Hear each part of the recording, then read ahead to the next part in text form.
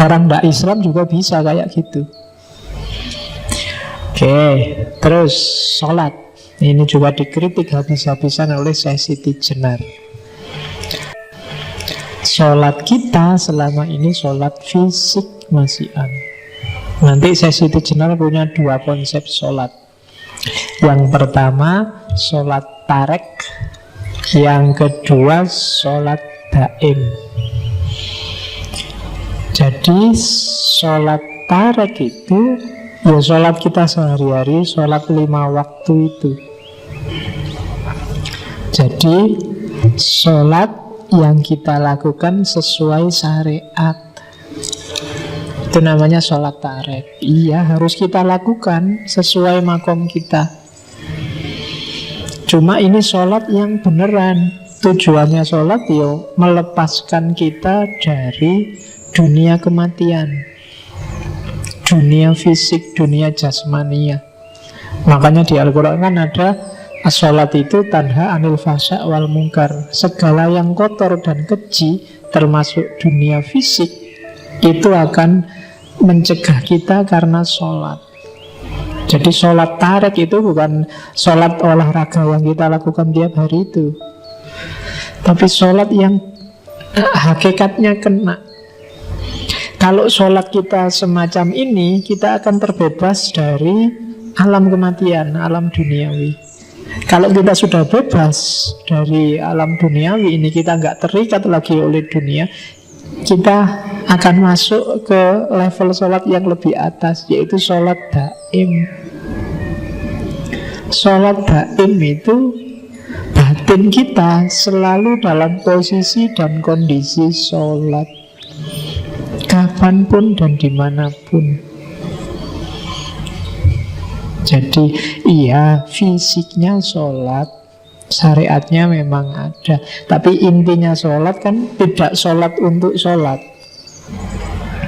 Nah, kalau sholat kita bagus, kita akan masuk jenjang sholat lebih tinggi. Jadi kita akan tanha anil fasa wal mungkar terus, karena sholat kita sholat daim, bukan sholat di masjid jamaah terus pulang kembali ke asal. Kan kita sering gitu. Sekaya biasa nih, jamaah sih jamaah, tapi yo keluar dari masjid aslinya kelihatan, sandal hilang. Iya, kan gitu.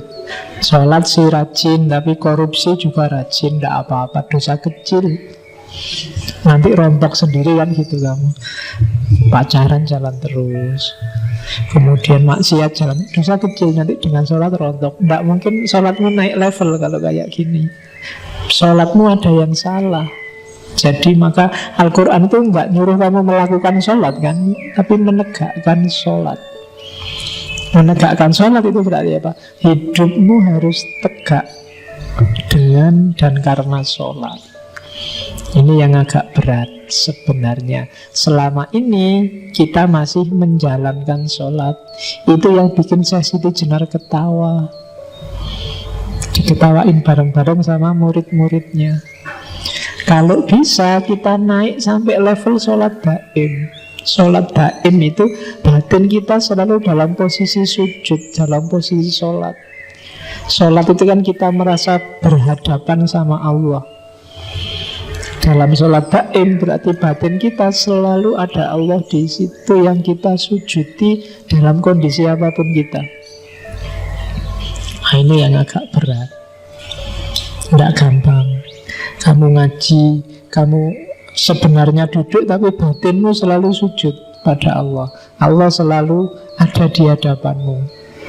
Pikiranmu selalu tunduk padanya. Itu sholat daim.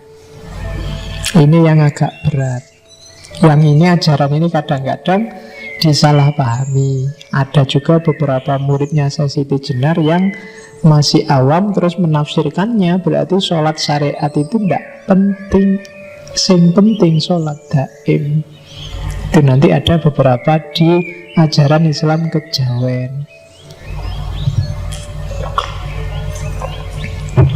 Jadi yang penting batinnya. Akhirnya maunya sholat daim aja, yang syariatnya ndak. Itu mungkin salah satu yang diprihatinkan para wali karena memang orang belum makomnya untuk diajari yang gini-gini. Kalian aja kan juga ngawatiri nih, wis ngerti ngene. Sholatmu masih bolong-bolong, ngerti sholat tak masing penting kan batinnya. Ngapain sholat utuh 5 waktu aja? Yang bahaya di situ. Kalau dari ngaji ini kesimpulanmu begitu, berarti ngaji ini melakukan kesalahan yang sama dengan Siti Jenar beberapa waktu yang lalu. Yang menangkapnya kamu harus lebih cerdas dari yang awam.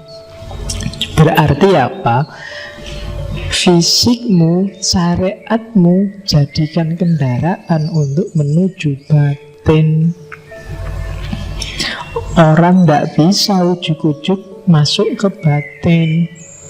Harus ada manifestasi fisiknya. Tidak bisa kamu hanya jatuh cinta saja. Kamu juga harus bilang I love you, antar jemput, apel, SM. Kan harus gitu juga. Kalau cuma batinnya aja buat apa? Tenang aja, yang penting hatiku selalu ingat padamu. Tapi disuruh jemput tidak mau, di WA nggak pernah balas, disuruh neraktir alasan terus. Ya berdoain namanya, ya kan? Tidak ada gunanya. Jadi batin ya butuh lahir medianya, ya kan? Sama tidak ada nilainya rajin antar jemput, sering neraktir, WA-an tiap hari, tapi tidak ada cinta sama sekali. Itu lebih tragis lagi, ya kan? Sudah antar jemput tiap hari, terus kita temen aja ya. Ya wis, nasibmu itu. Oke. Nah, positioningnya sholat baim dan ajaran-ajaran sufi kan di situ. Orang terus yang nangkep jadinya salah paham, syariatnya ditinggal. Sing penting eling hatinya selesai. Nah, itu trouble. Oke. Itu potongan dari seratnya Siti Jenar. Pada waktu saya sholat, budi saya mencuri. Pada waktu saya zikir, budi saya melepaskan hati, menaruh hati pada seseorang. Kadang-kadang menginginkan keduniaan yang banyak. Itu kalau aku yang tanah ini. Lain dengan zat Allah yang bersama diriku. Nah, saya inilah yang maha suci, zat Maulana yang nyata, yang tidak dapat dipikirkan dan tidak dapat dibayangkan. Jadi sholat yang hanya fisik itu bisa jadi pada waktu saya sholat budi saya mencuri. Ya kayak tadi, sholatnya khusyuk tapi sandal hilang, kotak masjid kadang-kadang juga bisa hilang, ya kan? Pada waktu saya zikir, budi saya melepaskan hati. Zikirnya hanya di mulut, la ilaha illallah 100 kali, tapi hidupnya sama sekali tidak la ilaha illallah. Sangat banyak yang kamu pertuhankan selain Allah. Itu berarti apa? Budimu melepaskan hati, menaruh hati pada seseorang. Kadang menginginkan keduniaan yang banyak, ingin kaya, terus kamu banyak-banyak baca surat Al-Kahfi, baca surat Al-Mulk, baca. Tujuannya apa? Biar kaya. Itu eman-eman.